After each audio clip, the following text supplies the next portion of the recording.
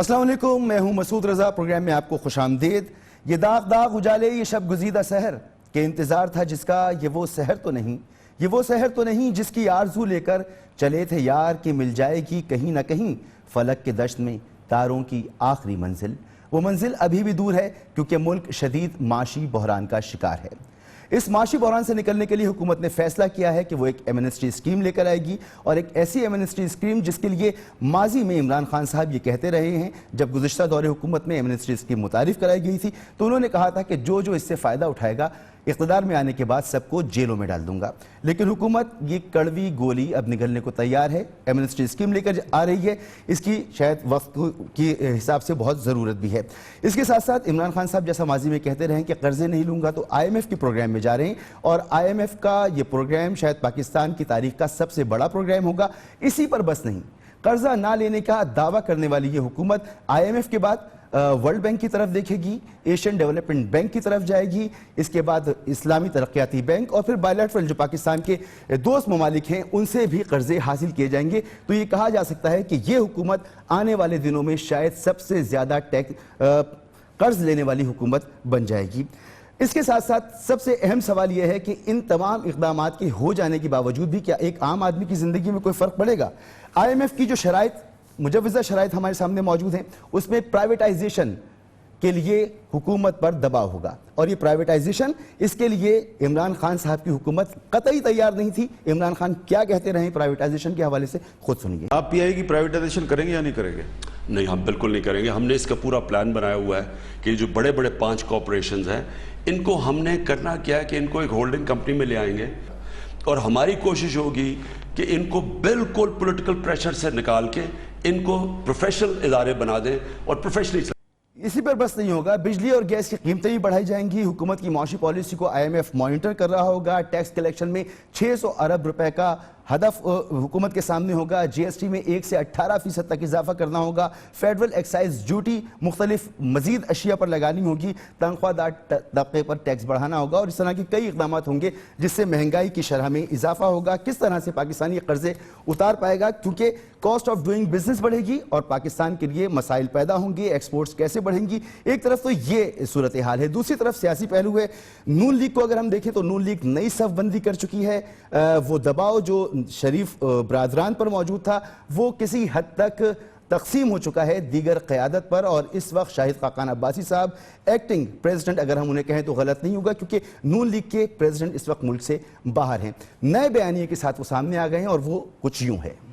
یہ عمران خان ہی بتائے گا۔ دیکھیں، وہ اتنا جھوٹ بولتا ہے کہ وہ خود بھول جاتا ہے کہ حقیقت کیا ہے۔ اس کے وزیر جھوٹ بولتے ہیں، وہ جھوٹ بولتا ہے۔ آج پاکستان کے عوام پریشان ہے کہ سچ کیا اور جھوٹ ہے کیا ہے۔ این آر او جو سے مانگ رہا ہے اس پر بھی لعنت، اور این آر او دینے والے پر بھی لعنت۔ صاف واضح ہے کہ کیرٹ اینڈ اسٹک کی پالیسی جو اس وقت عمران خان صاحب کے پیش نظر ہے وہ کارگر ہو پائے گی یا نہیں ہو پائے گی، یہی سوال رکھتے ہیں اپنے مہمانوں کے سامنے۔ سابق وفاقی وزیر صنعت و تجارت جناب ہمایوں اختر خان صاحب موجود ہیں، عظمیٰ بخاری صاحبہ ہمارے ساتھ موجود ہیں، پلوشہ خان صاحبہ ہمارے ساتھ موجود ہیں۔ جناب ہمایوں اختر خان صاحب، سمپل سا سوال ہے کہ کیا کیرٹ اینڈ اسٹک کی پالیسی جس میں ایک طرف سیاسی مخالفین پر دباؤ بھی ہوگا، دوسری طرف وہ اقدامات بھی کرنے ہوں گے جو حکومت کے لیے بہت مشکل اقدامات تھے، اس سے حالات ٹھیک ہوں گے یا ایک عام آدمی کے لیے مسائل اور بڑھیں گے؟ میں سمجھتا ہوں مسعود کہ یہ جو ایشو میجر پارٹیز کا ہے اس سے کچھ سیاست کا ایسا تعلق ہے نہیں۔ ان کو کوئی ایسی پریشانی نہیں ہے کہ حالات کیا ہیں۔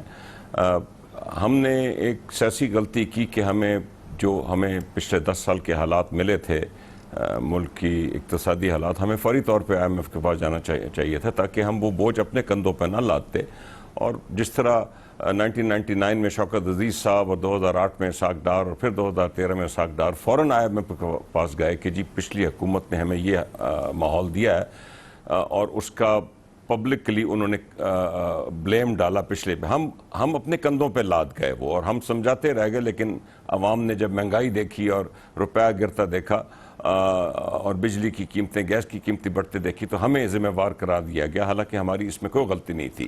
لیکن میری نظر میں جو ایشو اس وقت پی ٹی آئی کا اپوزیشن کے ساتھ ہے وہ کیس جو پی ٹی آئی نے بنائے بھی نہیں تھے اور سپریم کورٹ یا جے آئی ٹیز سے بن کے اداروں تک پہنچے تھے ان کیسز میں کی وجہ سے سیاسی دباؤ پی ٹی آئی پہ ڈالا جا رہا ہے. ان کو جو بھی ریلیف ملے گی یا ان کے خلاف جو مقدمات ہوں گے وہ عدالتیں دیں گی, اور آپ کے سامنے ہے, میرے کہنے کی ضرورت نہیں کہ آج شہباز شریف باہر بیٹھے ہوئے ہیں, ان کو عدالت نے ریلیف دی. آج نواز شریف صاحب باہر نہیں جا سکتے, ان کو عدالت نے روکا ہے. اس میں پی ٹی آئی کی حکومت کا کسی قسم کا کوئی عمل دخل نہیں. جب خان صاحب یہ کہتے ہیں کہ میں این آر او نہیں دوں گا, کسی کو نہیں چھوڑوں گا, تو یہ تعصب تو حکومت کا سامنے آتا ہے. مسعود یہ ٹیکنیکل چیز ہے. عمران خان صاحب اور پی ٹی آئی کا یہ بہت ہی پختہ یقین ہے کہ ہم, کیونکہ اب پارلیمنٹس وجود میں ایمرجنسی نہیں ہے, ہم کوئی ایسی لیجسلیشن نہیں لائیں گے جو اوور رائڈ کرے پاکستان کے پینل کوڈ کو یا باقی لیجسلیشنز کو, اور کسی قسم کی معافی دے ان لیڈران کو جن کے خلاف اب کیس چل رہے ہیں. یہ ہم نہیں کریں گے. عدالتی کارروائی میں عدالت جو ان کو کرتی ہے اس میں ہمارا کوئی عمل دخل نہیں ہے. این آر او نہ دینے سے یہ مراد ہے, این آر او نہ دینے سے یہ بالکل مراد نہیں کہ ہم عدالتوں میں انٹرفیئر کریں گے. کیا ان تمام کڑوی گولیوں کو نگلنے کے بعد جو آپ ایک ایک کر کے نگل رہے ہیں, ایک عام آدمی کی زندگی میں فوری ریلیف آ جائے گا؟ ڈالر کم ہو جائے گا, چیزیں سستی ہو جائیں گی, مہنگائی نہیں بڑھے گی, آئی ایم ایف کے پاس بھی آپ چلے جائیں گے, ایمنسٹری بھی لے آئیں گے, سب کچھ کر لیں گے, فوری ریلیف ملے گا آدمی کو؟ میں بالکل کوئی غلط بیانی نہیں کروں گا. یہ کڑوی گولی زیادہ کڑوی ہوگی آگے جا کے. اوکے, مجھے اس میں کوئی شک نہیں. اس میں بجلی کی قیمتیں چاہے ہم سپریڈ آؤٹ کر لیں, گیس کی, یا روپے فردر گرے گا اس کو سپریڈ آؤٹ کر لیں, مہنگائی پہ ہم کنٹرول کریں گے. ہمیں کرنا یہ پڑے گا کہ جو نچلا طبقہ ہے, جو اس کا جو سوشل سیفٹی نیٹ ہے, اس میں ہماری پوری کوشش ہوگی کہ اگر بجلی کی قیمتیں بڑھیں تو جو نچلا طبقہ ہے اس کو افیکٹ نہ کریں, گیس کی قیمتیں بڑھیں تو وہ طبقہ افیکٹ نہ ہو. یہ جو احساس پروگرام ہے یا بے نظیر انکم سپورٹ پروگرام ہے, اس میں ہم اپنی فنڈنگ زیادہ کریں تاکہ زیادہ جو مہنگائی ہو رہی ہے ہم زیادہ پیسے نچلی سطح تک پہنچا سکیں. جو لوگ سوشل سیفٹی نیٹ سے نیچے ہیں ان کی مدد کی جا سکے. ہم اس طرح کے پروگرام لائیں گے. اس کے ساتھ ساتھ ہم پروگرام لائیں گے کہ جو تاجر طبقہ ہے, جو کاروباری طبقہ ہے, جو انڈسٹریلسٹ ہے, جس نے پہیا چلانا ہے اس ملک کا, جو ریئل اسٹیٹ سیکٹر ہے, ہم کس طریقے سے ان سیکٹرز کا کانفیڈنس بحال کر سکیں تاکہ یہ اپنی کارروائی اور اپنے کام کاج شروع کر سکیں, تاکہ کچھ نوکریاں پیدا ہوں, کچھ گروتھ ریٹ بہتر ہو سکے. یہ ہماری پوری کوشش ہوگی, کانفیڈنس بلڈنگ, اور کوشش ہوگی کہ وہ اپنا بزنس بڑھا سکیں. عظمیٰ بخاری صاحبہ, آئی ایم ایف کی شرائط میں جانے کے بعد حکومت جیسا کہ کہہ رہی ہے کہ کاروباری سرگرمیاں بڑھائی جائیں گی, بڑھیں گی, یہاں تو دیکھنے سے لگ رہا ہے کاسٹ آف ڈوئنگ بزنس بڑھ جائے گی, خام مال مہنگا ہو جائے گا, توانائی مہنگی ہو جائے گی. شکریہ مسعود. جو 3-4 باتیں ہمایوں اختر صاحب نے کی ہیں اس پہ پہلے میں سیاسی طور پر جو بات کی ہے این آر او والی, میں اس کو رسپونڈ کر کے اس پہ بات پہ آنا چاہتی ہوں. دیکھیے, این آر او ابھی خود ہی بتایا ہمایوں صاحب نے, ان کو معلوم بھی ہے کہ این آر او کون دیتا ہے, کن حالات میں ہوتا ہے. اب اس وقت کیا عمران خان صاحب مارشل لا ایڈمنسٹریٹر ہیں, وہ یہ کیا اس ملک کے اندر وہ کوئی فوجی کسی قیادت کو لیڈ کر رہے ہیں, کر کیا رہے ہیں جو کسی کو وہ این آر او دیں گے؟ ایک طرف وہ کہتے ہیں ہم عدالتوں کا احترام بڑا کرتے ہیں, اور آپ کو یاد کرانا چاہتی ہوں جس دن حمدہ صاحب کا فیصلہ آیا تھا ہائی کورٹ سے, جب ان کو عبوری ضمانت ملی تھی, تو عمران خان صاحب نے ٹویٹ کی تھی ایک حدیث, اگر آپ کو یاد ہو, کہ وہ قومیں تباہ ہو جاتی ہیں جن کے جو ہیں وہ انصاف کا معیار ایک نہیں ہوتا, اور یہ وہ. اور وزیر اعظم پاکستان اپنی عدالتوں کے بارے میں یہ کہہ رہے تھے جو فیصلے ہمارے حق میں آئیں اس پہ ان کو بہت برے لگتے ہیں. جج ان کے اوپر کرٹیسزم بھی ہوتا ہے, سوشل میڈیا پہ بھی ان کی کریکٹر اسیسینیشن ہوتی ہے, اور جو فیصلے ہمارے خلاف آئیں اس پہ وہ بہت اچھے فیصلے ہوتے ہیں. سو اس لیے این آر او نہ دینے والے ہیں عمران خان صاحب, نہ ان کی کوئی حیثیت ہے اس حوالے سے. اس لیے وہ مجھے نہیں پتا, وہ شاید وہ سامنے جن بیٹھے ہوئے تھے ان کو یاد کرا رہے تھے کہ پلیز ان کو این آر او نہیں دینا, اور وہ ان سے کوئی تسلی لینا چاہتے ہوں گے. این آر او دینے کی ان کی تو حیثیت نہیں. اب دوسری آ جاتے ہیں جو آئی ایم ایف کی صورتحال آپ نے کی. دیکھیے, پہلے وزیر خزانہ جو ہمارے چلے گئے, جو پہلے آپ کو معلوم ہے آئنسٹائن تھے پی ٹی آئی کے, اور اب خود بھی آپ کو معلوم ہے ہمایوں صاحب کا بھی ایک بیک گراؤنڈ ہے فائنینشیل ایکسپرٹ ہونے کے حوالے سے, اور وہ ایکسیپٹ کر رہے ہیں کہ پاکستان کو جب بہت جلد آئی ایم ایف پہ جانا چاہیے تھا, وہ فیصلہ غلط ہوا. کیا اس غلطی کا جو نقصان پاکستان کی قوم بھگت رہی ہے, کیا صرف یہ کہہ کے کہ ہم ایک ایکسپیریمنٹ کرنے آئے ہیں اس ملک کے اندر, اور ایکسپیریمنٹ کر کے تباہ کر کے ہم اس ملک کو جو ہے اب ہم آگے چلیں گے؟ یہ نہیں ہوگا, ایسے نہیں ہو سکتا. اب جو غلطیاں آپ نے کی ہیں, جہاں اس نہج پہ پاکستان کو لا کے کھڑا کر دیا, اور نئے جو وزیر خزانہ ہمارے آئے ہیں انہوں نے پہلی سلامی دے دی ہے کہ انہوں نے آ کے 9 روپے جو ہے پیٹرول کی پرائس جو ہے وہ بڑھانے کا فیصلہ کر لیا ہے. اور ہمارے وہ ایک اور وزیر ہیں, وہ وزیر شغل بازی, وہ جو ہے وہ فرما رہے ہیں 200 روپے بھی ہو جائے پیٹرول تو عوام کو فرق نہیں پڑتا, وہ خود ہیوی بائکس میں گھومتے ہیں نا, انہیں کیا پتا کہ عام آدمی جو ہے وہ جس کو 1 لیٹر پیٹرول ڈلوانا ہے اس کے لیے کیا قیمت ہے اس کی, اور وہ کیسے کرے گا. آج 400 روپیہ جو ہے وہ لیمو ہے کلو, لیکن کوئی بات نہیں, کرپٹ تو پکڑے جا رہے ہیں نا. آج اس ملک میں بجلی کی قیمتیں 30 سے 40% بڑھائی جا رہی ہیں, لیکن کوئی بات نہیں, کرپٹ پکڑے جا رہے ہیں. اس ملک کے اندر آپ نے پیٹرول کی پرائس 9 روپے بڑھا دی, کوئی بات نہیں, کرپٹ پکڑے جا رہے ہیں. اور گھبرانا بھی نہیں ہے, آپ کو پتا ہے گھبرانے کی بھی اجازت نہیں ہے, کیونکہ ہمارے وزیر اعظم بہت ہینڈسم ہیں. تو میری گزارش یہ ہے کہ یہ ہو جائے گا, یہ ہم کر دیں گے. آپ نے یہ نہیں کہا تھا, آپ نے آنے سے پہلے جو وعدے کیے تھے, جو آپ نے سبز باغ دکھائے تھے اس قوم کو, وہ یہ تھا کہ میں آؤں گا, میں 8,000 روپے ٹیکس. آپ کو پتا ہے کہ ٹیکس جو ہے, یہ کہتے تھے وزیر اعظم اگر دیانتدار ہو تو لوگ بڑا ٹیکس دیتے ہیں. آپ کو پتا ہے کہ ٹیکس شارٹیج جو ہے وہ اربوں 400 ارب روپے کے قریب جو ہے وہ, اور ہسٹری کا جو ہے وہ شارٹ یہ فال ہے. ساری چیزیں تو ہمارے سامنے موجود ہیں, اور یہ پتہ نہیں کون سی آدمی کو ریلیف دینے باتیں, کے یہ کون سی باتیں کرے چلے جا رہے ہیں. میں ایک آخری بات جو ایڈ کرنا چاہتی ہوں, وہ یہ ہے کہ آئی ایم ایف, انہوں نے کہا تھا آئی ایم ایف کی ڈکٹیشن نہیں لیں گے, اور ڈکٹیشن کا عالم یہ ہے کہ اب اسٹیٹ بینک کے اندر بھی آئی ایم ایف کے ملازم کو لگایا جا رہا ہے. آئی ایم ایف اپوائنٹمنٹس بھی بتائے گی اس ملک کے اندر, کہ اس ملک کی اپوائنٹمنٹ جو ہے وہ آئی ایم ایف اپروو کرے گی. تو میرا خیال ہے وزیر اعظم بھی آئی ایم ایف کو لگوا لیتے. وزیر اعظم نے آ کے پاکستان کو جو اچھا خاصا ترقی کر رہا تھا اس کا بیڑا غرق کر دیا ہے, اور خواب دکھائے تھے اپنے 50 لاکھ گھروں کے اور 1 کروڑ نوکری کے. اور یہاں پر عالم یہ ہے کہ اسٹیٹ بینک کی خود کی رپورٹ کہتی ہے کہ یہاں پر لاکھوں لوگ جو ہیں اس 8 مہینے کے اندر ان کو بے گھر بھی کیا گیا ہے, چارج اور شیٹ وہ کو بے مزید روزگار بھی ایکسپینڈ کر دیا, مزید ایکسپینڈ کر دیا, جو شاید ہر پاکستانی کے ذہن میں ہے. پلوشا, آپ کی قیادت پر مزید اس کے لیے مسائل بڑھتے نظر آ رہے ہیں. سمجھایا جا رہا ہے کہ شاید رمضان ختم ہونے سے پہلے مزید پرابلمز پیپلز پارٹی کے سامنے کھڑی ہوں گی. اس مشکل معاشی صورتحال کے دوران آپ کی قیادت کیا سوچ رکھتی ہے؟ حکومت کو چلنے دیا جائے گا؟ احتجاجی تحریک شروع کرنے جا رہے ہیں آپ لوگ کیا سوچ رہے ہیں؟ دیکھیے, ہماری قیادت کی جو بھی مشکلات بڑھیں گی یا کم ہوں گی, اگر بڑھیں گی تو وہ ہم اس کو فیس کرنے کے لیے تیار ہیں. ابھی بھی پیش ہو رہے ہیں عدالتوں کے سامنے, آئندہ بھی پیش ہوتے رہیں گے. ان کے ڈرانے دھمکانے کا کوئی اثر نہیں ہوا ہے, یہ ان کو بھی سمجھ آ گئی ہے. لہٰذا اب آپ کو یاد ہوگا کہ وہ جو ہر آدھے گھنٹے بعد ایک پریس کانفرنس ہوتی تھی فواد چودھری کی, وہ کیا نام ہے, وہ جو احتساب کے ہیں ترجمان, ان کے ساتھ وہ اب بند ہو گئی ہیں. لہٰذا ہمارے ساتھ تو جو پیپلز پارٹی کے ساتھ ہوا, ہم اس کا فیس کرنے کا حوصلہ رکھتے ہیں. لیکن بات یہ ہے کہ حالات کس کے لیے مشکل ہونے جا رہے ہیں؟ حالات اس قوم کے لیے مشکل ہونے جا رہے ہیں, جو ابھی ہمایوں اختر صاحب نے بھی اس کا اعتراف کیا ہے. اور اب بات یہ ہے کہ ہمیں آپ چھوڑ دیجئے, ہمارے ساتھ تو جو ہوگا پوری حزب اختلاف کو پکڑ کے جیلوں میں بند کر دیجئے. لیکن اس کے باوجود جو پاکستان کے لوگ ہیں ان کا پیٹ 3 وقت کی روٹی مانگے گا. یہ تو نہیں ہو سکتا کہ کڑوی گولی نگلتے نگلتے لوگ زہر کی گولیاں نگل لیں.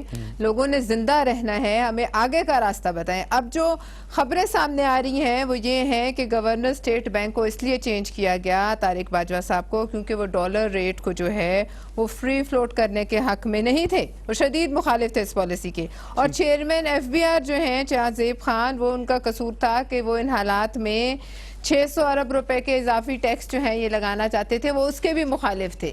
لہٰذا یہ ٹیم بدلنے سے قوم یہ نہ سمجھے کہ یہاں جو ہے کوئی کسی قسم کی بہتری ہونے جا رہی ہے. عظمیٰ ابھی 9 روپے کا ذکر کری تھی, ابھی پچھلے ہفتے کتنا پیٹرول بڑھا ہے اس کو ایڈ کیجئے گا, اور ابھی کچھ دن پہلے اور اب 9 روپے. مجھے بتائیے کس طرح ہو سکتا ہے کہ اس کا امپیکٹ نہ ہو ان چیزوں پر جو آپ میں اس ملک کے غریب عوام کھاتے ہیں, استعمال کرتے ہیں. تو اب 9 روپے بڑھا دیا, اور اب یہ دیکھیے کہ کس طریقے سے ہو سکتا ہے کہ اس کا امپیکٹ نہ ہو. آپ مجھے یہ سمجھا دیجئے کہ کس طریقے سے ہو سکتا ہے کہ ہماری روزمرہ کی اشیاء میں. جی, دوسری بات یہ ہے کہ اب آپ یہ دیکھیے کہ کچھ دن پہلے آپ کے سرحد پر ایک بڑی دہشت گردی کا واقعہ ہوا. وزیر اعظم صاحب کو اس دن توفیق نہیں ہوئی کہ وہ اس پر اپنے جو ہے وہ شہداء سے تعزیت کرتے. فورن پالیسی پہ آپ دیکھ لیجئے, یہ چین جاتے ہیں وہاں جیسے سی ڈی اے کی کوئی ڈائریکٹر, ڈپٹی ڈائریکٹر ٹائپ کی کوئی وہاں سینیٹیشن کا جیسے ہمارے ہوتے ہیں, وہاں اس طرح کی خاتون آتی ہیں, انہیں ریسیو کرتی ہیں. یہ ہر دفعہ ہوتا ہے. پیوٹن جو اس خطے میں ایک بڑا کردار ادا کرنے جا رہے ہیں. ایسے ہی ہوتا ہے چین میں اسی طرح سے. نہیں ایسے نہیں ہوتا ہے, ایسے نہیں ہوتا ہے, ایسے نہیں ہوتا ہے, ایسے نہیں ہوتا ہے. پیوٹن کے لیے دستے آئے تھے فوجی, آپ نے کالے تصاویر اپنے ملک کے پرائم منسٹر کی, نکالے تصاویر, آپ مجھے بات کرنے نہیں پلیز مجھے یہ تمام سوالات میں ہمایوں اختر صاحب کے سامنے رکھتا ہوں. پاکستان کی پلوش چین میں جو صاحب میں یہ حیثیت تمام ہے, سوالات ہمایوں اختر صاحب کے سامنے رکھتا ہوں ایک مختصر سے بریک کے بعد, اور ان سے جاننا چاہوں گا کہ جو ریلیف دینے کی آپ بات کر رہے ہیں وہ کون سا طبقہ ہے؟ وہ طبقہ ہے جو غربت کی سطح سے نیچے زندگی گزار رہا ہے, مگر وہ طبقہ جسے آپ مڈل کلاس کہتے ہیں اس کے لیے کیا آسانیاں ہوں گی؟ اس کے لیے تو بڑا مشکل وقت سامنے نظر آ رہا ہے. ایک بریک کے بعد پروگرام میں ایک بار پھر خوش آمدید. ہمایوں اختر خان صاحب, آپ نے بریک سے پہلے سنا عظمیٰ بخاری, پلویشہ خان دونوں یہ فرما رہی ہیں کہ شدید مشکل وقت ہے, پاکستان کی بیرون ملک جو توقیر ہونی چاہیے تھی وہ نہیں ہوتی, پرائم منسٹر جاتے ہیں چائنا تو ان کا استقبال صحیح سے نہیں کیا جاتا, اور ہمیں بھی یہ نظر آ رہا ہے کہ جو مڈل کلاس طبقہ ہے اس کے لیے مشکلات بہت بڑھنے والی ہیں, بہت مشکل وقت اس کے لیے آنے والا ہے. کیا کہیں گے اس پر آپ؟ یہ چائنا وزٹ جو تھی یہ باؤ فورم کی تھی, یہ بائلیٹرل وزٹ نہیں تھی. جتنے بھی سربراہان گئے اس کانفرنس میں ان کو اسی طرح ریسیو کیا جاتا تھا. بائلیٹرل وزٹ میں کبھی کبھی اس سے ہائر لیول ریسیپشن ہوتا ہے. میری گزارش سن لیں ایک منٹ. دوسرا یہ ہے کہ جب ایک نیا اکنامک ٹیم کا سربراہ آتا ہے تو وہ اپنی ٹیم لاتا ہے, اور آپ دیکھیں گے کہ اسٹیٹ بینک گورنر ہو یا چیئرمین ایف پی آر ہو یا اور بھی ابھی چینجز ہوں گے. حفیظ شیخ صاحب اپنی ایک ٹیم لائیں گے. حفیظ شیخ صاحب پرویز مشرف کی کابینہ میں میرے ساتھ بھی تھے, پیپل پارٹی کی کابینہ کے 3 سال وزیر خزانہ رہے 2010 سے 2013 تک, بڑے سیزنڈ اور ایکسپیرینسڈ پاکستانی ہیں. دیکھیے پاکستان میں ایک بہت بڑا برین ڈرین ہے, اور وہ برین ڈرین ٹیکنوکریٹ کے لحاظ سے پولیٹیکل پارٹیز میں بھی نظر آتا ہے, اور ہر پولیٹیکل پارٹی میں ٹیکنوکریٹس کی کمی ہوتی ہے. اسی لیے آپ دیکھتے ہیں کہ اگر ہم اپنے اچھے قابل پاکستانی باہر سے لائیں اپنے کچھ معاملات سنبھالنے کے لیے, جس کی پولیٹیکل ڈائریکشن پولیٹیکل جو پرائم منسٹر ہے اور اس کی پولیٹیکل پارٹی ان کو دے گی, تو اس میں کسی قسم کا کوئی حرج نہیں. اب آپ کہہ رہے ہیں کہ فری فلوٹ کی وجہ سے, اب طارق باجوہ صاحب اسٹیٹ بینک گورنر کوئی اکنامک پالیسی میکر تو وہ تھے نہیں, وہ اسٹیٹ بینک کے گورنر ہیں, ان کا ایک فکس ٹاسک ہے, ان فری فلوٹ کرنا ہے نہیں کرنا ان کا فیصلہ نہیں ہے, یہ ایک سیاسی حکومت کا فیصلہ ہے. میں نہیں سمجھتا کہ ہم فری فلوٹ کریں گے, ہم فری فلوٹ افورڈ نہیں کر سکتے. ہماری فورن ایکسچینج بیس بہت تھوڑی ہے اور وہ مینیپولیٹ ہو جائے گی, اور اس میں کئی عناصر اس سے فائدہ اٹھائیں گے. ہم ایک قسم کا مینیج فلوٹ اس بات کا جواب دے دیجئے. عمران خان صاحب کا اپنا ایک ویژن تھا کہ قرضے نہیں لیں گے, کرپشن کے خلاف جائیں گے, لوگوں کو ریلیف پہنچائیں گے, لوٹی ہوئی دولت واپس لے کر آئیں گے. وہ سب کچھ ایک طرف رہ گیا ہے, اور اب ٹیکنوکریٹس جو کچھ تجویز کریں گے اس پر عمل ہوگا. ہم یہ مان لیں کہ وہ سب کچھ انتخابی دعوے تھے, وہ وعدے تھے جن کا حقیقت سے کوئی تعلق نہیں ہے. ٹیکنوکریٹس جو ہوتے ہیں, چاہے وہ بینکرز ہوں یا ورلڈ بینک کے ہوں, آئی ایم ایف کے ہوں یا اکانومسٹ ہوں, وہ مشورے دیتے ہیں سیاسی لیڈرشپ کو, اور سیاسی لیڈرشپ پہ منحصر ہوتا ہے کہ وہ کیا قبول کرتے ہیں. ویژن میں کسی قسم کی کوئی تبدیلی نہیں آئی ہے. قرضے اگر پیپل پارٹی کے 2008 سے 13 دور میں پاکستان کا قرضہ دوگنا ہوا, اور پی ایم ایل این کے دور میں 2013 سے 18 ایک بار پھر دوگنا ہو گیا, تو وہ جو ایکسٹینٹ تھی, مطلب ہمیں 2013 میں کرنٹ اکاؤنٹ ڈیفیسٹ نون لیگ کو $2.5 بلین ملا, ہمیں 2018 میں کرنٹ اکاؤنٹ ڈیفیسٹ $19 بلین ملا, جو اب کم ہوا ہے بہت, جو کہ اب ہم نے کافی کم کیا ہے. تو اس کی جو ایکسٹینٹ تھی جو قرضوں کی, اس وجہ سے ابھی کچھ میری قابل احترام کولیگز فرما رہی تھیں کہ ہماری فورن سچویشن خراب ہوئی ہے. دیکھیے سعودی عربیہ سے ہمارے تعلقات کچھ سٹرینٹ تھے, ہم نے ٹھیک کیے ہیں. یو اے سے ہمارے تعلقات کچھ سٹرینٹ تھے پچھلے دور میں, ہم نے ٹھیک کیے ہیں. ایران سے ہم تعلقات بہتر بنا رہے ہیں. ہم اس خطے میں افغانستان کے لحاظ سے پیش رفت ہو رہی ہے امن کی طرف, آپ دیکھ رہے ہیں. تو یہ فورن پالیسی میں آپ یہ نہیں کہہ سکتے کہ پہلے جیسے تھا کہ آپ بالکل آئسولیٹ ہو گئے. عمران خان کا نچلے طبقے کو ریلیف پہنچانا اور یہ نوکریاں پیدا کرنا اور یہ گھر بنانا ایک اہم ستون ہے ان کی پالیسی کا, اور جو اکاؤنٹیبلٹی کی پالیسی ہے ہم اس پہ قائم کھڑے ہیں. تو آئی ڈونٹ تھنک کہ ہماری ویژن میں, دیکھیں آپ یاد رکھیے ہمارا 5 سال کا مینڈیٹ ہے, ہمارے ابھی 9واں مہینہ چل رہا ہے. آپ ہمیں پری میچورلی جج نہ کیجئے. ٹھیک ہے. اچھا عظمیٰ, کیا آپ اس سے اتفاق کریں گی کہ عمران خان صاحب اپنے پولیٹیکل ویژن اور اپنے نعروں پر بھی قائم ہیں, ٹیکنوکریٹ سے کو لا کر وہ جو حکمت عملی اختیار کر رہے ہیں وہ بالکل اس سے مطابقت رکھتی ہے, اور ایک ہی ساتھ کرپشن کے خلاف کام بھی کرتے رہیں گے اور معیشت کو بھی بہتر بنا لیں گے, یہ حقیقی لگتا ہے آپ کو؟ پہلے تو معذرت کے ساتھ مجھے مطلب افسوس ہو رہا ہے کہ ہمایوں اختر صاحب کی کوئی بھی بات کے اوپر میں شاید حقیقت سے اس کا دور دور تک کوئی تعلق نہیں ہے. ابھی آپ یہ دیکھیے نا کہ جو اکاؤنٹیبلٹی پہلے شروع کر لیتے ہیں, اکاؤنٹیبلٹی جو ہے مجھ سے شروع کریں گے آپ, اور پہلے میرے وزیروں سے ہوگی. اب خود کے اوپر بھی کیسز پینڈنگ ہیں. علیمہ باجی جو ہے ان کو ویسے این آر او مل گیا ہوا ہے. جہانگیر ترین جس کو نااہل جو ہے قرار دے دیا گیا, وہ کیبنٹ کو مشورے دیتے پھرتے ہیں. وزیر دفاع جو ہے ان کے خلاف کے پی کے نیب کہہ چکا ہے ان کو اریسٹ کریں, ان کو اریسٹ کرنے کے لیے کوئی تیار نہیں ہے. اب میں بھیک نہیں مانگوں گا, میں بھیک منگا نہیں دکھوں گا, میں پھانسی لے لوں گا, میں کیا کر لوں گا. اب آپ خود دیکھ لیے تعلقات ٹھیک نہیں ہو رہے ہیں ہمایوں اختر صاحب. آپ جا کے بھیک مانگ رہے ہیں, جگہ جگہ پر بھیک مانگنے کے لیے آپ جا رہے ہیں, اور جو آپ کو وعدے کیے گئے وہ بھی پورے نہیں ہو پا رہے آپ سے. جو ڈیفرڈ آپ کو آئل کی بات ہوئی تھی وہ بھی شاید ابھی تک پوری نہیں ہوئی. سو یہ تعلقات ٹھیک نہیں ہو رہے. جو ابھی آپ نے جو سوال ہے آپ کا کہ جی وہ چیزیں پورے ہو رہی ہیں, ایسا قطعی طور پر نہیں ہے. پھر یہ ہے کہ ہم آئی ایم ایف کی ڈکٹیشن نہیں لیں گے, پورا ملک آپ نے آئی ایم ایف کے حوالے کر دیا ہے, جو آئی ایم ایف چاہ رہی ہے آپ وہ کر رہے ہیں, پھر کہہ رہے ہیں ہمارا ویژن ہے. یا یہاں مجھے یہ بتائیے کہ ان کا ویژن ہے کہاں؟ یہ تو سارا آئی ایم ایف کا ویژن ہے, جو وہ چاہ رہے ہیں وہ کرا رہے ہیں, یہ آپ کا ویژن ہے. پھر میں یہ سمجھوں ہمایوں اختر صاحب کہ آپ کا ویژن یہ ہے کہ کل تک آپ ہمیں کہتے تھے کہ پیٹرول کی پرائس 45 روپے کے قریب ہونی چاہیے کیونکہ باقی اس کے اوپر ٹیکسز ہوتے ہیں اور ہم ہوں گے تو ٹیکس نہیں ہوگا. گیس جو ہے وہ پاکستان کی لوکل پروڈکٹ ہے, اس کے اندر جو ہے وہ اضافہ نہیں ہونا چاہیے. تو پھر یہ آپ کا ویژن ہے کہ آپ نے 140% جو ہے وہ قیمت بڑھا دی گیس کی. یہ آپ کا ویژن ہے کہ آپ نے پیٹرول 9 روپے جو ہے وہ اور مزید بڑھا کے ٹیکس بڑھا دیا اس ملک کے اوپر. یہ ویژن ہے آپ کا کہ آپ جو ہے وہ کرپٹوں کو ڈھونڈتے اپنے جو بغل بچے ہیں ان کو آپ دیکھنے کے لیے تیار نہیں ہیں. یہ ویژن ہے آپ کا کہ عام آدمی کو 2 روٹی سے محتاج کر دیا آپ نے. یہ ویژن ہے آپ کا کہ آپ نے اس جو آپ لوگوں کو وعدے کرتے تھے, جو جھوٹ بولتے تھے, آج آپ یہ ہے اور وہ ہے, آپ کہہ رہی ہیں کہ ویژن جو تھا وہ مطابقت نہیں رکھتا اقدامات کے ساتھ. پلوشہ آپ کی طرف آتا ہوں لیکن پہلے جواب لے لوں. قطعاً نہیں جھوٹ بولا, پاکستان کی قوم سے جھوٹ بولا, جھوٹ بولا گیا, پاکستان کی قوم سے جھوٹ بولا, آپ کا ویژن اور آپ کے اقدامات ایک دوسرے سے مطابقت نہیں رکھتے. پاکستان کی تاریخ میں مسعود, پاکستان کی تاریخ میں پہلی دفعہ ایک ہمارا پنجاب کا نمبر 2 مین علیم خان بطور وزیر گرفتار ہوئے اور ابھی وہ ان کے خلاف کارروائی ہو رہی ہے. بابر اعوان صاحب بطور وزیر انہوں نے ریزائن کیا. پاکستان کی تاریخ میں آج تک یہ کبھی نہیں ہوا. مجھے ذرا ایک 1999 میں جائیے یا 2008 میں پیپل پارٹی کا 2013 میں, آپ کو میں فگر دے سکتا ہوں کہ آپ کے دور میں کتنی مہنگائی آئی اور آپ کے دور میں کتنی بجلی کی قیمتیں بڑھی اور گیس کی قیمتیں بڑھی اور عام آدمی کے ساتھ کیا ہوا. مجھے یہ بتائیے, آپ پی ایم ایل این کا 5 سال کا دور دیکھ رہی ہیں, لیکن پی ایم ایل این کے پہلے 3 سال جب آئی ایم ایف کے ساتھ تھے, مجھے وہ دور بڑی اس طرح یاد ہے, میں آپ کو بتا سکتا ہوں اس میں کیا ہوا اور اس میں کس کا کیا ویژن تھا.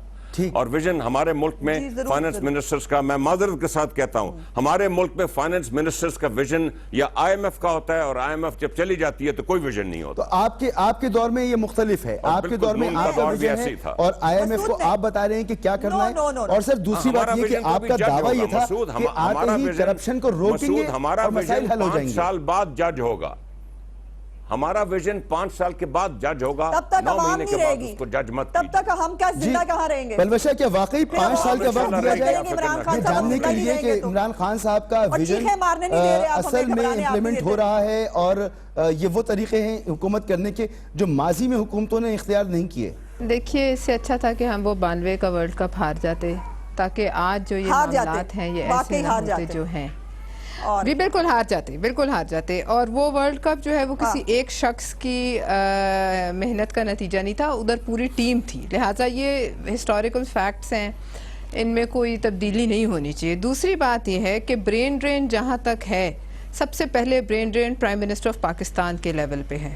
اس وقت جو وہ کر رہے ہیں انہیں کچھ سمجھ نہیں آ رہی, وہ کس کو لائیں کس کو نکالیں. پوری پیپلز پارٹی کی ٹیم کو ساتھ رکھ کے جو ہمارے منسٹرز تھے, آپ کیسے کہہ سکتے ہیں کہ ہم چور ہیں؟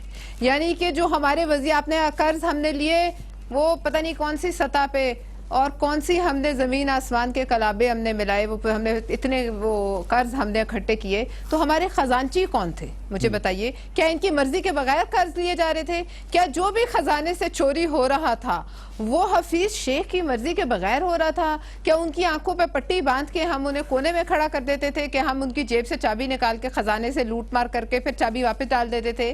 مطلب یہ کس قسم کی باتیں؟ آج کیسا ستم ہے کہ عمران خان کی تبدیلی کا جو نیریٹو ہے وہ فردوس عاشق اوان صاحبہ پیش کر رہی ہیں آپ کے. اور اگر یہ حالات تھے, آپ کو معلوم تھا, آپ ہر روز ڈی چوک پہ کنٹینر پہ سب کی کرپشن کے قصے کھولتے تھے, ملک کے خزانے کے حالات آپ ہمیں بتاتے تھے چوری اور ڈاکے کے, تو پھر آپ میں یہ خواہش کیوں کم نہیں ہوتی تھی کہ میں نے پرائم منسٹر ہاؤس میں گھسنا ہے جیسے مرضی جاؤں؟ وہ مشہور زمانہ, وہ جو ٹیلی فون کال لیک ہوئی تھی پریزیڈنٹ آف پاکستان اور پرائم منسٹر جو آج بیٹھے ہیں ان کے درمیان, وہ کیا تھی؟ آپ مجھے بتائیے. اتنی خواہش اگر آپ کے اندر تڑپ رہی تھی, جنم لے رہی تھی, تو آپ کو اس کا حل معلوم ہونا چاہیے تھا. آپ جنت کے باغوں پر تو نہیں جا رہے تھے نا حکومت کرنے, آپ کو معلوم ہونا چاہیے تھا آپ کس ملک کی حکومت مانگ رہے ہیں, اور اگر نہیں معلوم تھا تو اس کا آج خمیازہ عوام کو بھگتنا نہیں چاہیے. میں جب کہہ رہی تھی, آپ نے میری بات کاٹ دی, میں بالکل یہ کہہ رہی تھی امارات کے وہاں گئے ہیں شیخ, $3 بلین کا معاہدہ کر کے آئے ہیں. پیوٹن گئے ہیں, ان کو فوجی دستوں نے سلامی دی ہے. اچھا, نارتھ کوریا کا ڈیلیگیشن گیا ہے, ان کا منسٹر لیول, ان کا لیڈر نہیں گیا, اس کو فوجی دستوں نے سلامی دی گئی ہے. پاکستان اور چین کے حالات کیا یہ ہو گئے کہ کچرا کنڈی کی منسٹر کی نائب چیئرمین وہاں جا کر ہمارے وزیر اعظم کو جو ہے وہ ریسیو کر رہی ہیں اور ہمیں کوئی فرق نہیں پڑا؟ افغانستان پہ ہمارے وہاں سے کل پرسوں کیا ہوا ہے؟ کون سے اچھے حالات ہیں آپ بتائیے؟ وہاں سے کس طریقے سے جارحیت ہو رہی ہے؟ کون سے ایسے اچھے حالات ہیں جن کا ہم ذکر یہاں کریں؟ ایران جا کے آپ خود FIR کٹاتے ہیں اپنے ملک کے خلاف. آپ کس قسم کی, مطلب مجھے سمجھ نہیں آ رہی حکومت ہے. اور آپ نے مجھ سے پوچھا آئندہ کیا ہوگا. دیکھیے, ایک حد ہے, وہ حد میرے حساب سے کراس ہو چکی ہے. اور عوام نے روٹی کھانی ہے, اور آپ نے, میں نے, ہم سب نے زندہ رہنا ہے, بچے پڑھانے ہیں, ہم نے اپنا جو ہمارا ایک طریقہ ہے اس طریقے سے رہنا ہے. یہ پوری قوم کشکول نہیں پکڑے گی. لہٰذا اگر کوئی پارٹیز باہر نکلیں یا نہ نکلیں, میں آپ کو یہ بتا رہی ہوں کہ قوم نکلے گی. اور میں آپ کو یہ بھی بتا رہی ہوں کہ عید کے بعد پاکستان پیپلز پارٹی مولانا فضل الرحمان کے ساتھ, اور انشاءاللہ پاکستان مسلم لیگ نواز, ANP اور دیگر جماعتیں ان کے ساتھ مل کر سڑکوں پہ آنے کا فیصلہ کر چکی ہے. اچھا, یہ آپ نے خبر دی ہے, اور یہ عید کے بعد بریک کی طرف جانا ہے مجھے, اور ہم دیکھیں گے کہ ہمارے پرویز شاہ ایک بریک کی طرف جانا ہے. پوچھوں گا کہ PMLN اس پر کیا سوچ سکتی ہے, عزبہ بھی ہمارے ساتھ موجود ہیں. اور واپس آ کے ہمایوں اختر خان صاحب سے پوچھوں گا اسپیسیفکلی کہ عمران خان صاحب نے واضح طور پر کہا تھا کہ وہ پرائیویٹائزیشن کی طرف نہیں جائیں گے, ملک کی 5 بڑی کارپوریشنز کو وہ ٹھیک کریں گے, اس کی مینجمنٹ ٹھیک کریں گے, ان کو منافع بخش بنائیں گے. مگر IMF کے ساتھ جو شرائط ہیں اس میں پرائیویٹائزیشن کی بات ہو رہی ہے, تو کہاں تک پرائیویٹائزیشن ہوگی اور کن کن چیزوں کی ہوگی؟ ہمایوں اختر صاحب سے پوچھتا ہوں ایک بریک کے بعد. پروگرام میں ایک بار پر خوش آمدید. عمران خان صاحب کی گفتگو میں نے پروگرام کی ابتدا میں بھی سنائی تھی, جس میں انہوں نے کہا کہ ملک کی 5 بڑی کارپوریشنز, ہم ان کی پرائیویٹائزیشن کبھی بھی نہیں کریں گے, ہم ان کو ٹھیک کریں گے. مگر IMF کے پروگرام میں خاص طور پر اس بات پر زور ہے کہ پرائیویٹائزیشن کی جائے گی ملکی اداروں کی. تو ہمایوں اختر صاحب, کون کون سی آرگنائزیشنز ہیں, کارپوریشنز ہیں جن کی پرائیویٹائزیشن کے بارے میں آپ سوچ رہے ہیں؟ دیکھیے, ہمارے ملک میں مسعود پرائیویٹائزیشن پہلی دفعہ نواز شریف صاحب کے پہلے دور 90 میں شروع ہوئی جی, اور اس کے بعد کم ہی ہوئی ہے. پرویز مشرف کے دور میں کچھ حفیظ شیخ صاحب نے پرائیویٹائزیشن کی تھی, ورنہ اس پہ زیادہ نہیں. دیکھیے, پرائیویٹائزیشن کا 1100 بلین روپے کا ایک یہ پبلک سیکٹر انٹرپرائزز کا بلیک ہول ہے. آپ کو پتا پاکستان کا ڈیفنس بجٹ ہے وہ 1100 بلین ہے. تو ہمیں ہر حالت میں کچھ ایسے ادارے ہوں گے جیسے پرائم منسٹر عمران خان فرما رہے تھے کہ اس میں بہتری کی گنجائش ہے، اور ڈیفینیٹلی کوشش یہی ہوگی کہ جن اداروں میں بہتری کی گنجائش ہے ان کو بہتر بنایا جائے پبلک سیکٹر کی طویل میں رہتے ہوئے۔ کچھ ایسے ادارے ہیں جن کو ہمیں بیچنا پڑے گا، وہ ایک بلیک ہول ہے جس میں ہمارا بہت ہی قیمتی سرمایہ جو غریب عوام پہ استعمال ہو سکتا ہے وہ ضائع ہو رہا ہے ہر سال۔ مگر کچھ سر ایسے ماضی میں ادارے ہیں تو جیسے عمران خان ڈسکوز صاحب ہیں۔ شدید اب آپ کو مخالف رہے پرائیویٹائزیشن کے۔ لیکن 193 پبلک سیکٹر انٹرپرائزز ہیں مسعود۔ عمران خان صاحب نے 5 بڑوں کی بات کی تھی، 5 بڑوں میں بہتری کی پوری کوشش کی جائے گی کہ پی آئی ہو یا ریلویز ہو یا پاکستان سٹیل مل ہو یا اور کوئی ایسے بڑے ادارے او جی ڈی سی ایل ہو، اس میں ایک بہتری لائی جائے، اوکے۔ لیکن 193 پبلک سیکٹر انٹرپرائزز ہیں جو اس ملک کا قیمتی سرمایہ کو ہر سال نچوڑتے ہیں۔ اب آپ کو میں بتاؤں کہ 1000 بلین کا پاور سیکٹر ہے اس ملک کا، جس میں 26% چوری ہے اور نان ریسیویبلز ہیں، وہ 260 بلین روپے بنتا ہے۔ یہی آپ کا سرکولر ڈیٹ کا ذریعہ بنتا ہے۔ اب ان اداروں کو ہمیں کچھ نہ کچھ تو کرنا پڑے گا نا جی۔ یہ ہمیں 1100 بلین کا ڈیفنس بجٹ کے برابر جو ایک ڈرین ہے وہ تو بند کرنی ہے کہ عید کے بعد اپوزیشن سڑکوں پر ہوگی۔ ان تمام اقدامات کے ساتھ اگر اپوزیشن سڑکوں پر نکل آتی ہے تو آپ کے لیے تو مشکلات بڑھ جائیں گی۔ جی اب پہلے پیپل پارٹی تو سڑکوں پہ آئے، پھر دیکھتے ہیں ساتھ کون ملتا ہے۔ ویل سی۔ اچھا، اس میں آپ ملیں گی ساتھ؟ آپ کی پارٹی ہوگی اگر پیپلز پارٹی، مولانا فضل الرحمان یہ سب باہر نکلتے ہیں تو کیا نون لیگ بھی ساتھ ہوگی؟ پہلے تو میں مسعود ایک دو باتیں میں پچھلی دفعہ بھی میری ٹرن رہ گئی۔ میری یہاں پہ گزارش یہ ہے کہ خدا کے لیے ایک تو اس ملک پہ رحم کریں، اس قوم پہ رحم کریں کہ یہ جو ہمیں کرکٹ سے باہر نہیں نہ آنے دیتے۔ یہ بھائی کسی غریب آدمی کا گیس کا بل نہیں جمع ہوگا کہ وہ 92 کے ورلڈ کپ کی جھلکیاں دیکھ لے، نہ کسی کے بچے کی فیس پے ہوگی اگر 92 کے ورلڈ کپ کو دیکھ کے وہ خوش ہو جائے۔ تو برائے مہربانی یہ پاکستان کو 92 کا ورلڈ کپ بڑا مہنگا پڑا ہے، اور اس کی 92 کا ورلڈ کپ جیتنا اور 22 کروڑ کا ملک چلانا دو مختلف چیزیں ہیں۔ پرابلم یہ ہے کہ اس ملک کو یہ چلا رہے ہیں شوکت خانم کی طرز کے اوپر، چیریٹی کے اوپر، عطیے کے اوپر، اور معیشت جو ہے اس کا یہ حال کر رہے ہیں 92 کے ورلڈ کپ کا کہ ہمیں ہر بال جو ہے وہ ہمیں اس کو جو ہے اس کا ہم نے بال کو جو ہے بیڑا گرک کرنا ہے، اس کا بال ہی نہیں چھوڑنی، ہم نے بال ہی نہیں چھوڑنی، ہم نے کھیلنا تو بعد کی بات ہے۔ اور یہ ٹیم چینج ہونے سے نہیں ہوتا۔ میں سمجھتی ہوں اور میری گزارش ہے کہ قوم اب یہ ایکسپیریمنٹ کر لے کہ ٹیم تو یہ ٹیم کے سربراہ تو یہ تھے نا، اور اچھی باتیں جو ہیں اس کا کریڈٹ یہ لینا چاہتے ہیں خود، اگر کوئی ہو تو ابل تو ابھی تک نظر نہیں آئی، اور بری باتیں وزیروں پہ ڈال کے فارغ ہو جاتے ہیں۔ جن وزیروں کو آپ نے نکالا ہے، جن کے ذمہ بہت سارا اس ملک کا جو نقصان ہوا ہے، ان کو ایسے چھوڑ دیا جائے گا؟ ان کو پوچھیں گے نہیں آپ؟ اور میرا مشورہ یہ ہے کہ اب ہمیں وزیر اعظم بدل لینا چاہیے۔ اگر وزیر اعظم بدل لیا جائے تو اس ملک کے حالات بہتر ہونے کے چانسز ہیں۔ اس وزیر اعظم کے ہوتے قطعی طور پر جو انا، خود پرستی اور جھوٹ کے فریب سے باہر نہیں آتا، وہ آدمی یہ ملک نہیں چلا سکتا۔ اس ملک کے لوگوں کی ضروریات ہیں، وہ نہ عمران خان صاحب کو دیکھ کے پوری ہو سکتی ہیں، نہ 92 کے ورلڈ کپ کو کے اوپر جو اسکرین لگوا دیں اور وہاں 92 کا ورلڈ کپ دکھایا کو کم تکلیف روڈوا ملک ہے۔ اچھا، عید کے بعد نکل رہے ہیں آپ یا آپ کی طرف سے جو خاموشی ہے وہ خاموشی جاری رہے گی؟ نہیں ایسا نہیں ہے۔ میں سمجھتی ہوں کہ ہم اپوزیشن پارٹیز نے وہ نہیں کیا جو یہ عمران خان صاحب ہمارے دور حکومت میں کرتے رہے ہیں۔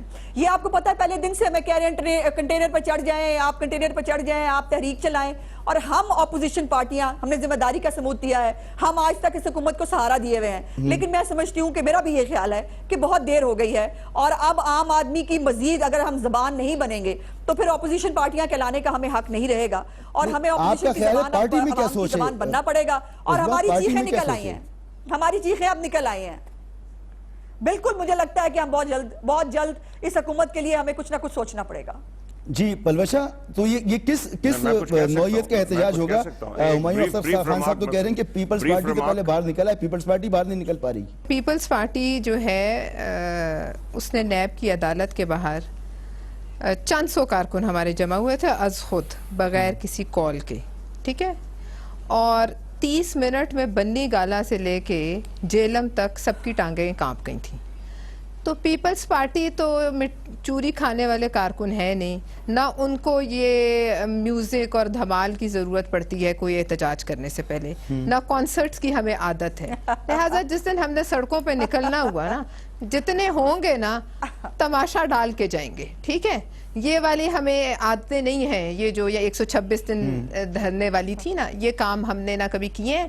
یہ کوڑے کھانے والے کارکن ہیں، یہ پھانسیوں پہ جھولنے والے کارکن ہیں. اور ان میں آپ نے دیکھا ہوگا وہ بھی تھے جو 80 سال کے تھے، وہ بھی کھڑے ہوئے تھے اسی جذبے سے. لہٰذا آپ فکر نہ کریں، ساتھ مولانا بھی ہوں گے، ساتھ عوام بھی ہوگی جنہوں نے کڑوی گولیاں کھا کے، جن کا جو ہے وہ اوپر تک ناک تک وہ کڑوی گولیاں چڑھ گئی ہیں، وہ سب ساتھ ہوں گے. آپ یہ فکر نہ کریں کہ پیپلز پارٹی کیا کرتی ہے. آپ ہمیں یہ بتا دیجئے کہ آپ نے کیا کرنا ہے. آپ ہمیں یہ بتا دیجئے کہ آپ ہمیں کہاں لے کے جا رہے ہیں. آپ ہمیں یہ بتا دیجئے کہ حفیظ شیخ اگر اس وقت غلط تھا تو آج صحیح کیسے ہے.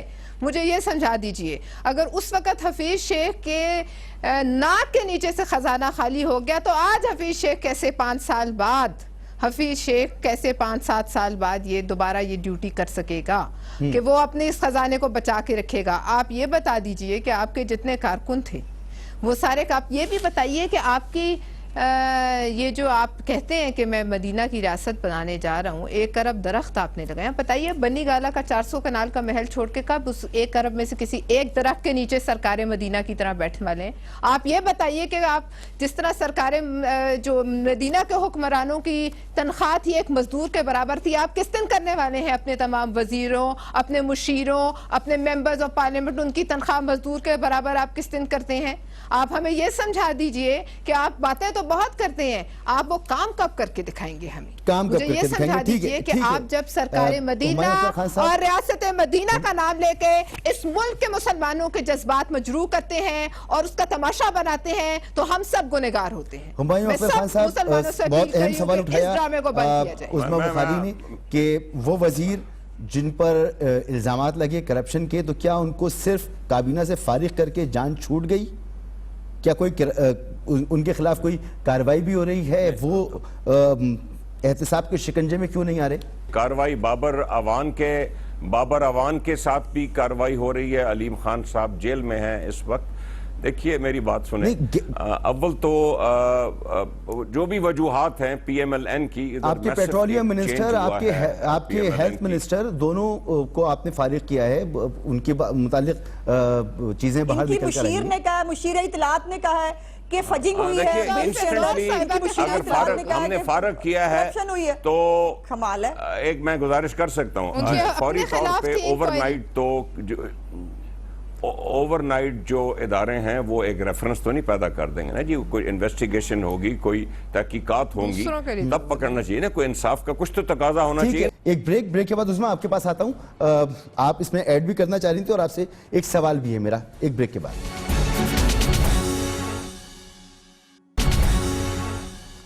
Welcome back. عظمیٰ بریک سے پہلے آپ گفتگو سن رہی تھیں. ہمایوں اختر خان صاحب یہ سمجھتے ہیں کہ شہباز شریف صاحب واپس نہیں آئیں گے اور جن دباؤ کا شکار ہے نون لیگ، یہ سڑکوں پر بھی نہیں نکلے گی. تو جو آپ باتیں کہہ رہی ہیں وہ صرف ڈرانے دھمکانے کے لیے. تو کیا شہباز شریف صاحب واقعی واپس آ جائیں گے، جلدی واپس آ جائیں گے؟ دیکھیں، پہلی تو میری گزارش یہ ہے کہ ہم ڈرا دھمکا رہے ہیں، ان کو پتہ لگ رہا ہے تو یہ نہ ڈریں اور دھمکیں. یہ کیوں اتنے پریشان ہیں؟ اپنی خاطر جمع رکھیے.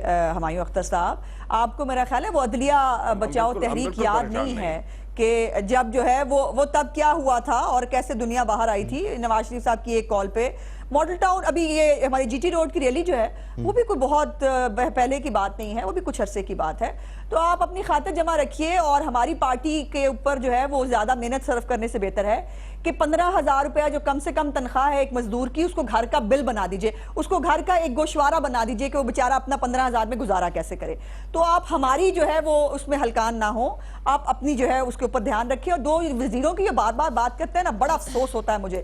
زلفی بخاری کے اوپر کیس چلنا شروع ہوا تو اس کے جو پروسیکیوٹر ہے اس کو فارغ کر دیا گیا کیونکہ اس نے زلفی بخاری کو جو ہے وہ کورٹ میں جو ہے اس کے بارے میں حق میں بات نہیں کی. اس کے بعد بابر اوان صاحب جو ہے جج کے ساتھ بدتمیزی کر کے ان کے ساتھ بے تحاشا برا سلوک کیا. وہ جو ہے ان کے اوپر اب آج تک ریفرنس بن چکا ہے، وہ آج تک اریسٹ نہیں ہوئے. اعظم سواتی کو سپریم کورٹ نے نکالا، 1.5 مہینہ اس کا نوٹیفیکیشن جو ہے وہ چھپا کے رکھا، اس کو وزارت سے نہیں ہٹایا.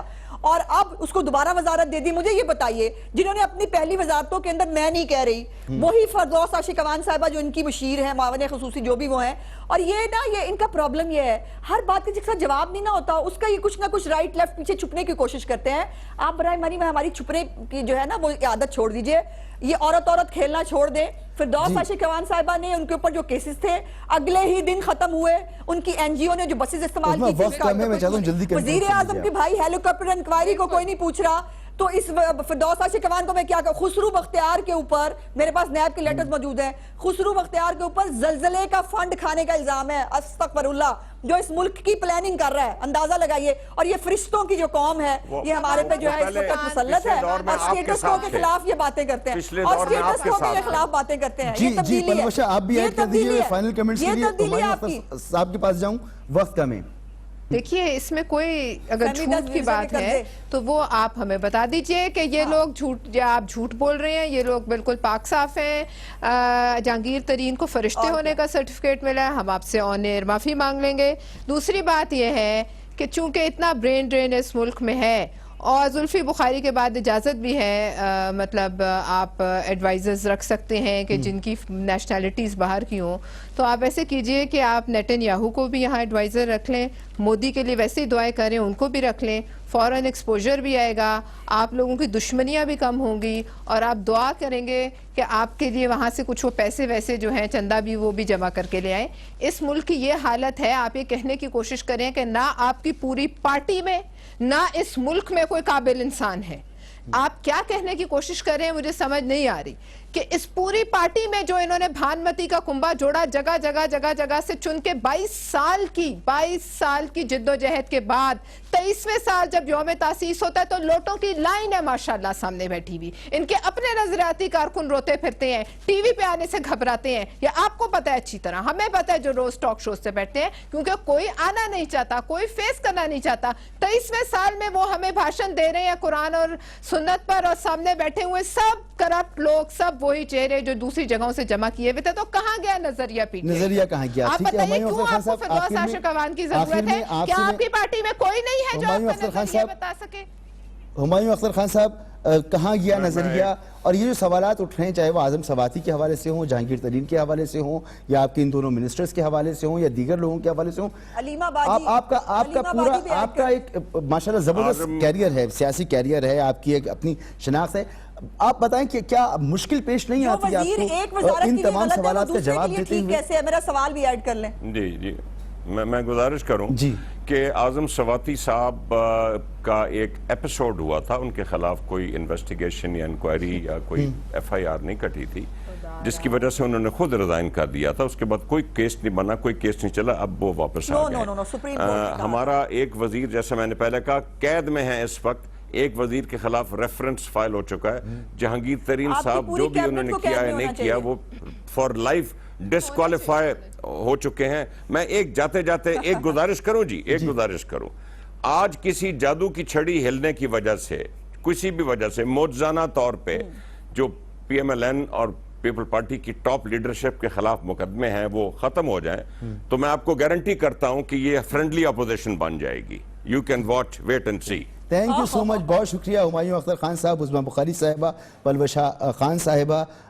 ایک عام آدمی کے لیے زندگی کتنی آسان کتنی مشکل بتانے کی ضرورت نہیں, ہم روز اس تمام صورتحال سے گزرتے ہیں جو ہمارے سامنے موجود ہے.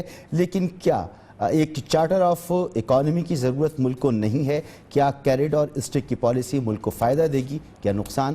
اسی میسج کے ساتھ پروگرام کو یہاں ختم کرتے ہیں. اجازت دیجیے, اللہ حافظ.